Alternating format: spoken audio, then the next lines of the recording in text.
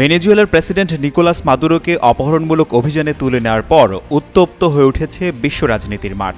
মার্কিন শক্তির এই পদক্ষেপ ঘিরে বিভিন্ন দেশে বাড়ছে কূটনৈতিক চাপ, আশঙ্কা বাড়ছে সম্ভাব্য নতুন সংঘাতেরও। এরই মধ্যেই ভারতের দিকে তাক করে কড়া বার্তা দিলেন প্রেসিডেন্ট ডোনাল্ড ট্রাম্প। রাশিয়া থেকে জ্বালানি তেল কেনা অব্যাহত রাখলে ভারতের ওপর আরও উচ্চ শুল্ক বসানোর হুঁশিয়ারি স্পষ্ট ভাষায় জানিয়ে দিলেন তিনি। বললেন, প্রধানমন্ত্রী নরেন্দ্র মোদী ভালো মানুষ, তবু তিনি ভারতের উপর সন্তুষ্ট নন। ট্রাম্পের শর্ত, রাশিয়ার তেল আমদানি কমাতে হবে, নইলে খুব শিগগিরই ভারতে বাড়তে পারে ভারতীয় পণ্যের আমদানি শুল্ক। ইতোমধ্যে শুল্ক দ্বিগুণ হলেও ভারতের রপ্তানি বেড়েছে। ফলে নয়াদিল্লি বাণিজ্য আলোচনায় নেয় কঠোর ভঙ্গি, তবু আড়ালে চলছে সমঝোতার চেষ্টা।